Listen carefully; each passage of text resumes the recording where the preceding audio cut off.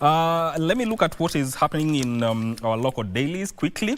Hold blink fast. The Standard, that is what the Standard is saying. Hold blink fast. Former CS Justin Muturi has taken on President William Ruto, accusing him of refusing to address abductions in the cabinet and instead kicking him out for demanding answers. Muturi, who remained unbowed, placed the kidnappings at Ruto's doorstep, saying he will not be silenced.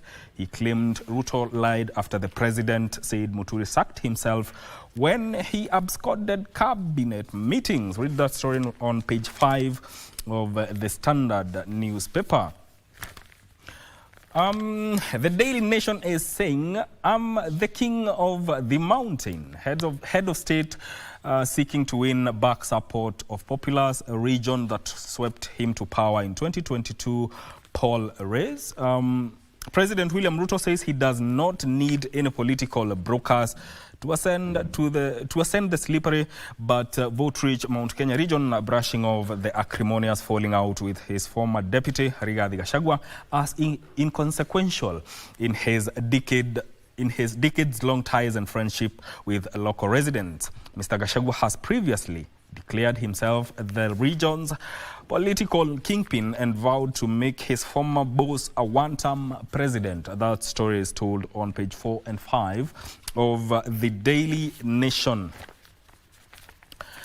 On the front page of the Star newspaper, nothing for projects as pay gobbles up billions. Only 11 counties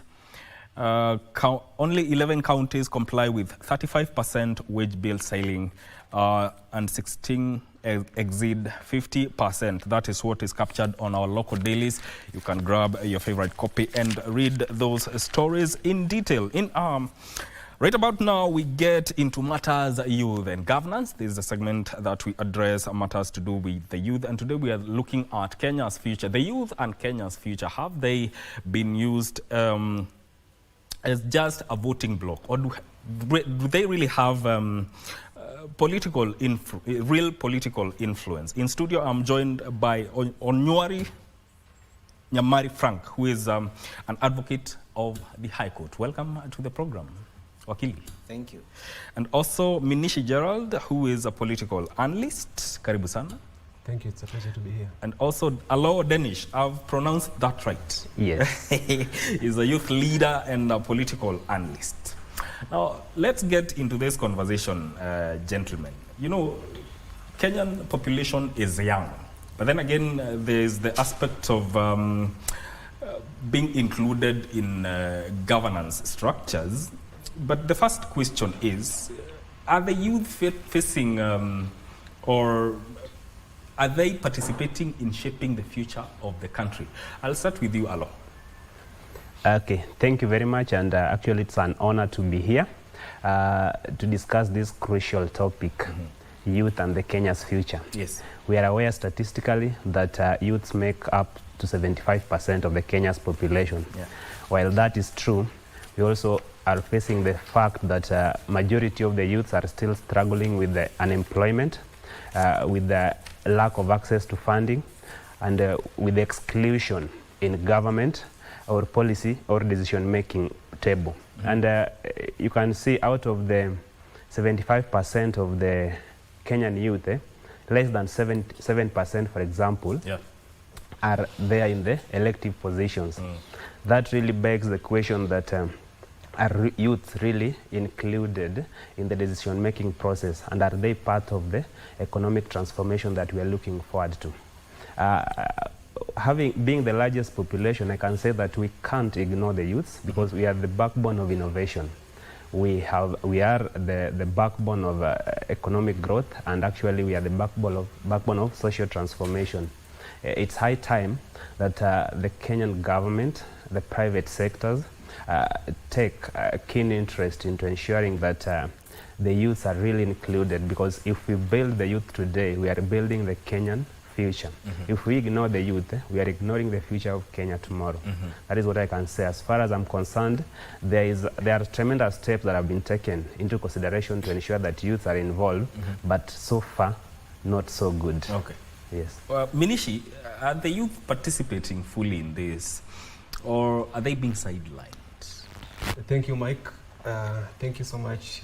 It's always a pleasure to be here. First of all, I would like to highlight the fact that the social contract between the government and the people has broken down. There is a decline in public trust. There is no longer that trust between, especially the youth, as my colleague Alo has alluded, we form the majority part of the country, not just in Kenya, but I think even in Africa, we contribute a lot in terms of demographic statistics. Now, whether the youth participate in governance or not is a question that I think I've talked about it several times on air. Is on two important issues. Number one, socioeconomic issues, and number two, political.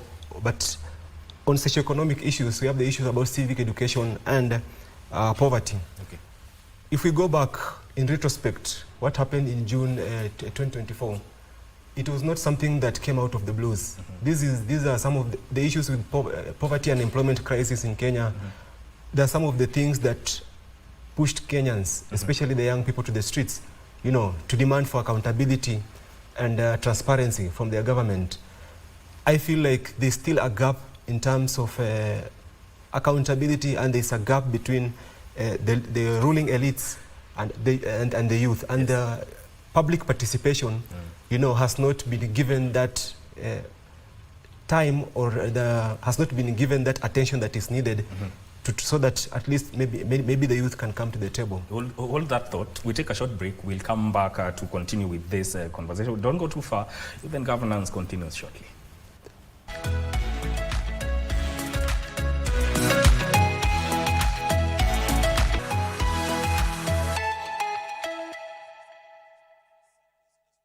Welcome back to Good Morning Kenya. This is Entertainment Thursday Youth and Governance segment, and we are talking about the youth and the future of Kenya. Wakili, I want to rope you in on this discussion, and I want to hear your voice.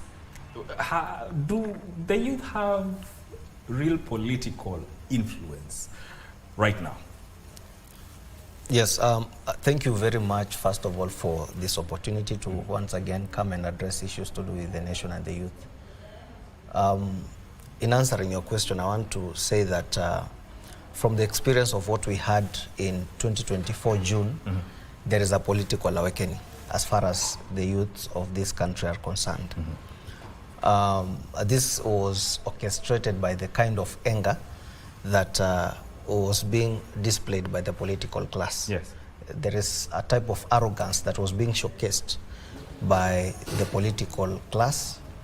I will not want to mention specific political leaders, but it is trite evidence and fact that those leaders were so arrogant, and they forgot the fact that Kenyans, citizens, youth making up the bigger percentage are the employers.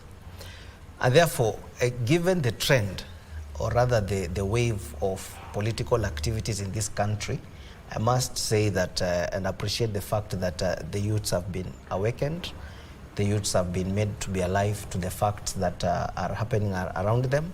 The youths have become aware that political decisions or political leaders influence their lives in a very, very serious manner. Given that whatever economic activities that take place within the country, all that has to be influenced by the political class. So it is up to them, and that is what has been settled in their minds, that if they do not come out and vote, and vote rightly, then the future will be dark. Yes. Yes. Minishi, there are conversations that happen online. Yeah. But that is online. When it comes to real issues, do you think those conversations can effect meaningful change? I think I can give an opinion which is contrary to popular belief. I think we need to address the real issue here. First of all, the issue about civic education.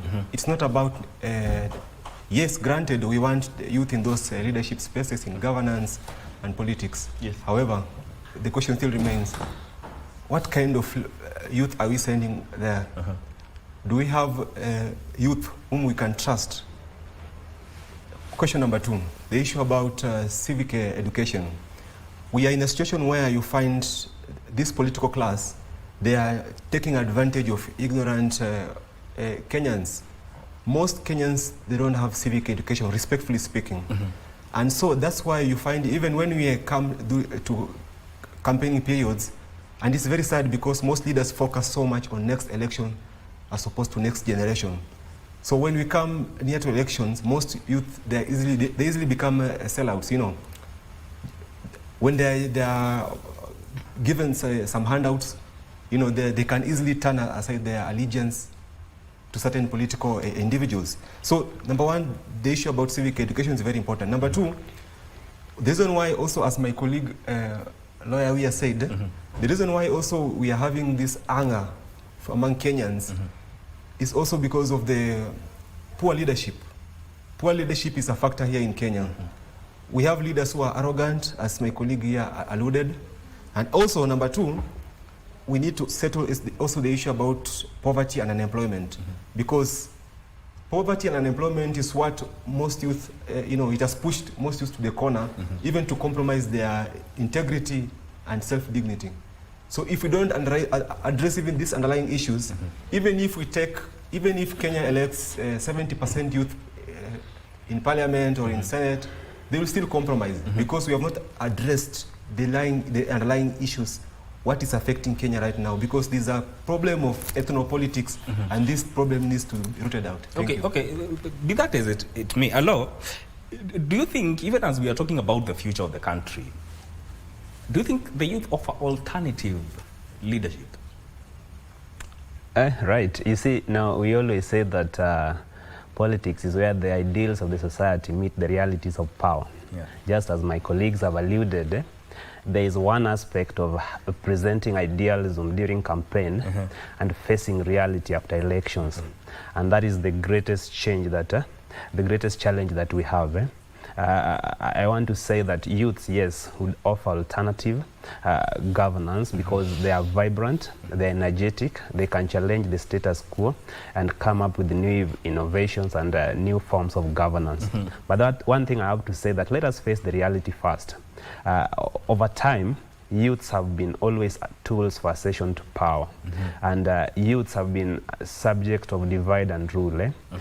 You realize that in most of our political rallies or during heated campaign sessions, you've never seen adults fighting, and you will never see them throwing stones or fighting opponents. It's the youths, and they're not fighting for fellow youths. They are fighting for aged politicians. And I think if we should learn from the past, if we can glean lessons from the echoes of the past, we've had enough to be able to learn that enough is enough. We cannot continue being subjects of or tools of accession to power. We need to take active roles. And the first step for youth is let us have behavioral change in our DNA. Let us mean the ideals we present. Let us actually mean the values we are fighting for, and so that we can be united. We cannot be used by politicians to pursue their political interest. So youths, yes, will offer alternative governments, and the only thing we need to do, I've said previously that out of the 75% population of youth, less than 7% in elective positions. What does that mean? Youths need to actually engage in policy, government and governance. They should take part in public forums, they should vote, and they should actually participate or run for elective positions. And these ones will lead us even to asking very, very tough questions. Yes. We've had, for example, a gender issue for a long time, and then the new constitution, in the wisdom of the people who formulated it, saw it wise that they should have included women representatives. Yes. The aim of this was to actually ensure that we at least strive to achieving gender balance. If it cannot happen because of lack of funds, because political rhetorics in Kenya involve funds, and heavy funds for that matter, which majority of youth cannot afford, we will ask tough questions like, should we have youth quota in the elective politics? Should we have youth representatives formally elected to parliament? So that whether or not they are having funds or not, the position is reserved for them. Yeah. We will need to ask tough questions. We will need to actually ask the space of youth in the society, and we will need to actually strive to secure our positions, come what may. Yes. You know, Wakili, last week, there's something we mentioned in our conversation, the youth having unity of purpose. But then again, there is the aspect of a mind shift. How do you think, as we look into the future, do you think needs to happen in changing mind shifts and achieve this unity of purpose? Let me take you back on the question that you asked previously, yes, whether the youths can actually make a voting bloc. As far as the future, and in this respect, the 2027 elections are concerned. Yes. First of all, I want to present to you, because the best way to understand this question is to look at what has been done by those who have been there before. We have seen the leadership of Honorable Babu Owino. We have seen the leadership of Honorable Paul from the MP from Igambangombe. We have seen Paul Mwirigi, yes. We have seen the leadership of Naisula Lensuda. We have seen the leadership of even the SG of Nairobi, although he is now above the age, but at the time he was a youth. Yes. Honorable Sifuna. We have seen how vibrant these people are and how articulate they have become in terms of delivering service to the people. So yes, the question is, the answer to your question is yes.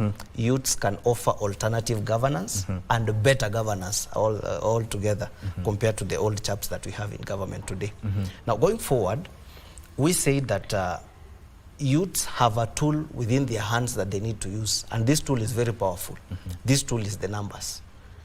Youths are many. In fact, my colleague has alluded the fact that 70% or 75% of the Kenyan population is made up of youths.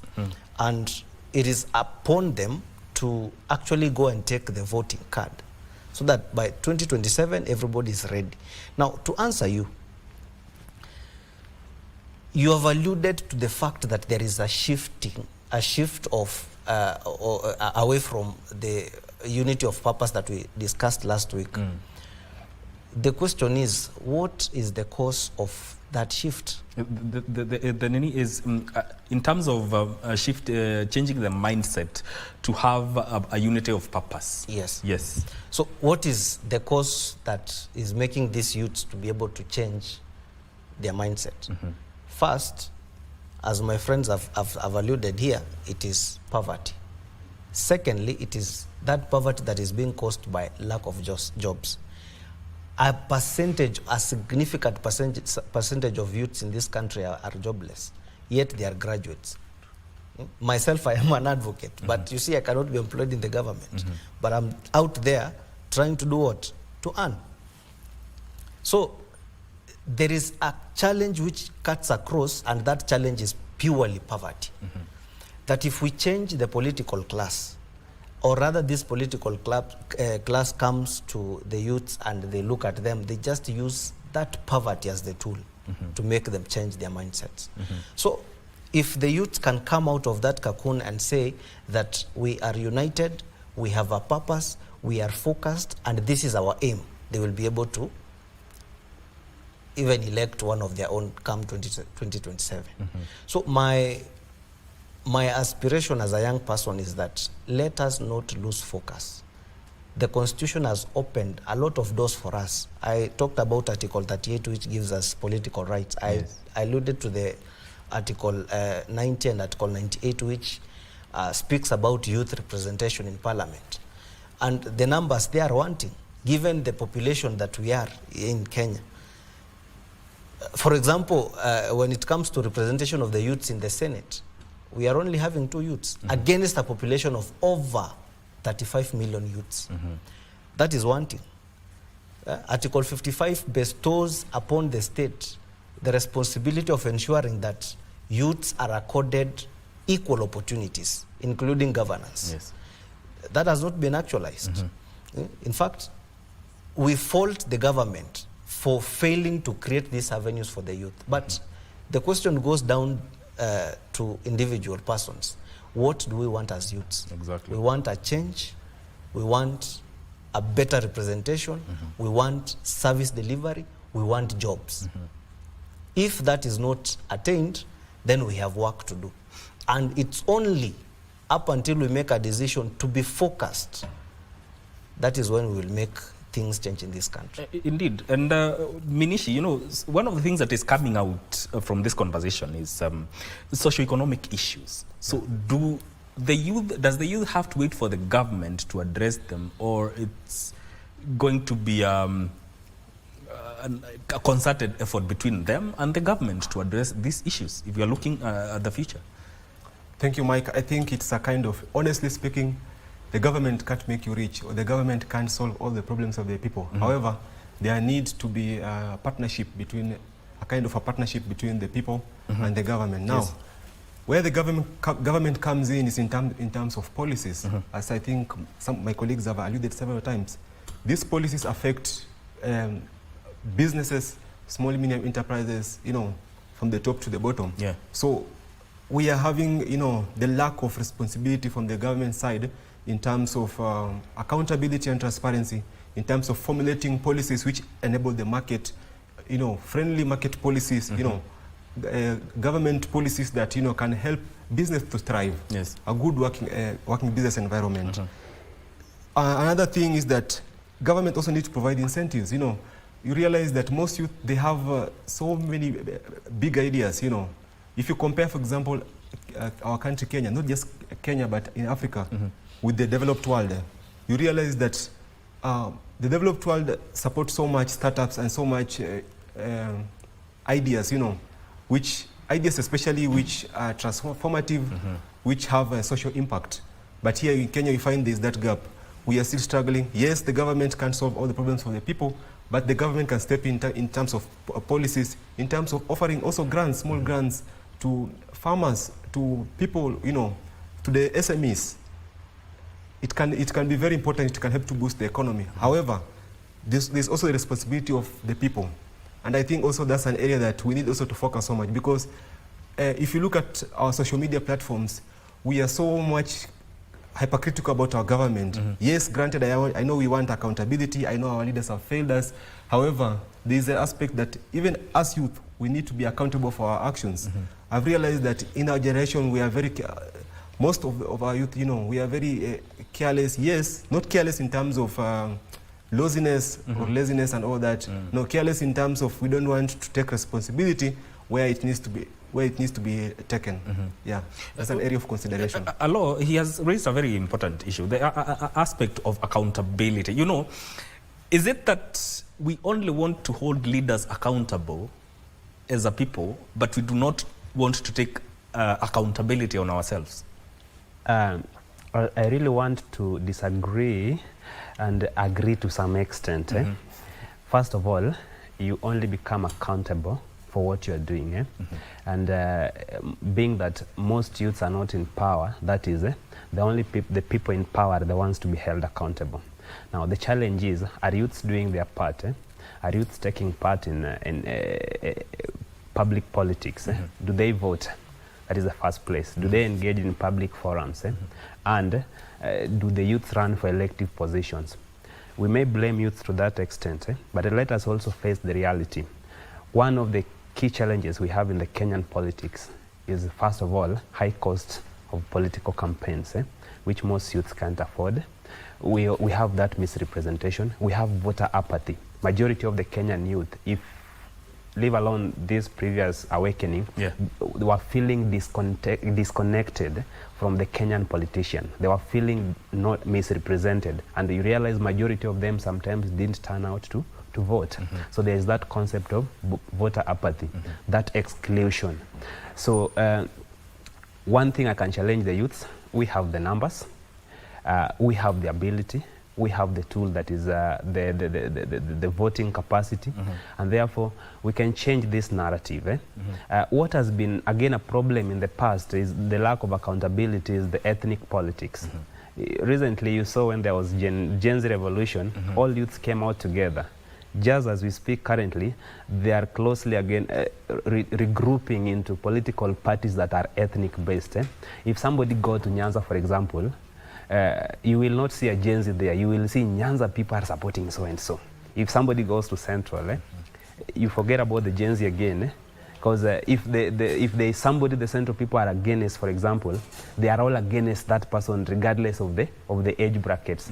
So it means that youths have also been subdued in this ethnic factor, that towards the voting, we all forget about that we are youths, we can be united and we can speak in one voice and elect the people we want. We regroup ourselves into ethnic cocoons and support people based on not based on merit or their capacity to be good leaders, but based on their ethnic extractions. And this has been the greatest downfall of youths, because how comes we are the majority, we are the 75%, yet at the very tail end of the election, we claim we are misrepresented. Yeah. Why? We are misrepresented because at the time of voting, we forget about the youth factor.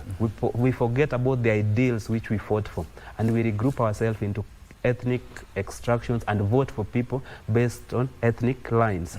And this is also a narrative that needs to change. While we blame maybe the government or whoever, we should ask ourselves, have we done our part to the fullest? Okay. Yes. All right. Wakili, beyond voting, is there another way that the youth can change the governance of Kenya? Once again, thank you. In looking at the political and leadership landscape in our country, we cannot ignore the fact that we need proper representation. Yeah.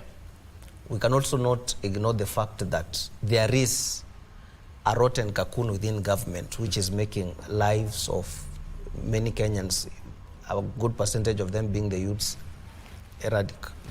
So we have to come to the reality that the only channel that we have to change the things which are happening in place is by going into political leadership and grabbing those positions and putting in policies that will favor our aspirations as young people. There is also an aspect or an angle from which the youths can influence the decisions that are being made in parliament. We have seen youths being very innovative. We have seen youths being very aggressive in terms of innovation, sport, and so many other activities. If they are given an opportunity to be able to be in those positions, they will be able to change the leadership of this country. And I say that because I'm even wondering, who is the CS for sports in this country? It's an old man. I don't want to mention his name, but you know him. And that's what I'm talking about. But who are the athletes in this country? The young people. So what is the nexus between an old man overseeing the effects or rather the aspirations of young people? Yeah. And I also gave another example here, I think last week, that who are the youth representatives in parliament? In fact, it is crazy that in this country we will even elect, or rather parties will nominate an old person to go to parliament and represent the youth agenda. Very insane. So the chance is there, and the structures are there. Yes. However, those things have not been given to the youths. Okay. And it is my aspiration or call to the youth that it is time to go for them. Okay. I used to think that youths are not vying up until I got myself into active politics. And I realized a lot of those youths are actually vying. But there is this cocoon or this mentality that our leader is this old man with a big stomach, probably with a car and some 3-4 wives somewhere, and has got one corruption scandal which makes him rich. And that is what the society thinks, and that is what needs to change. Okay, all right. Now, we have 2 minutes. I want to hear the way forward from the three of you, and I'll start with you, Manishi. Final words? Yes. Okay, in my humble submission, I will say that I will finish with a quote by Martin Luther King Jr. He said that if you can't be a pine on the top of the hill, be a little scrub on the side of the valley. If you can't be a highway, just be a trail. If you can't be the sun, be a star. For it isn't by size that you win or you fail. Be the best of wherever you are. You went ahead to say that if you can't do great things, then do small things in a great way. This is what I can say, my dear brothers and sisters. I think we have the opportunity to turn around the situation in our country. If only we can commit ourselves and give ourselves 100% to it. To our youth, let us not faint in doing good. To our youth, let us not allow politicians, to divide us. Let us remain grounded and let us take this country forward. Thank you. Ogili. Yes, I have actually struggled to understand what my good friend was saying. But in my closing remarks, I will say that the opportunity is there. The Constitution has given us an avenue. Article 38 has accorded us all political rights to form or be part of or participate in forming political parties. Yes. Article 55 has given the state the responsibility of taking actions, including affirmative actions, to ensure that youths are well represented. Article 98, Article 90, they have all given the youths in this country an avenue to actually go and be part of the political leaders. So it is upon the youths, and I said that we have the numbers, it's upon the youths to actually come out, register as voters, go to the ballot, identify one of their own. Let us not be enemies of ourselves. Let us not be enemies of ourselves. There is no reason as to why I should not vote for my brother if he has the strength to vie and convinces me that his ideas are ideas that mirror our aspirations as young men. Yes. So we have the numbers, we have the tool within our hands. We have to come out, go and vote. And we should not also allow the devil to come and divide us in terms of ethnicity and other things. All right. Yes. Hello. Talk of the devil. Okay, to me, to the Kenyan youth, Kenya's future is in our hands, and Kenya's future is both political, economic, and social. So let us not limit it first only to political issues.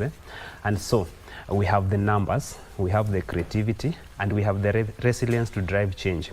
What we need as Kenyan youth actually is action.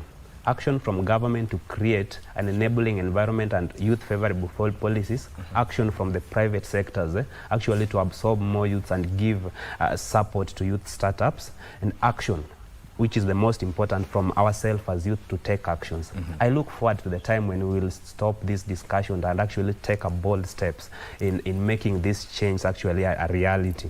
And then to the government, if we are talking about the Kenyan's future, if you forget about empowering the youth today, you are forgetting about empowering, changing Kenyan's future. Let us look it that way. Let us empower the Kenyan youth.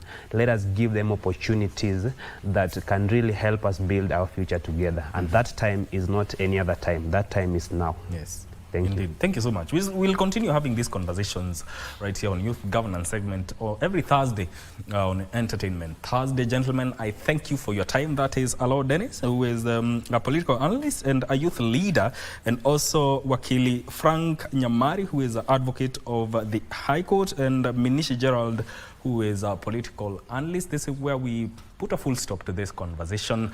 Don't go too far. I'll be back with yet another conversation centering around Kenya's contribution into the agricultural journalism and the upcoming Congress of International Federation of Agricultural Journalists. Stay tuned.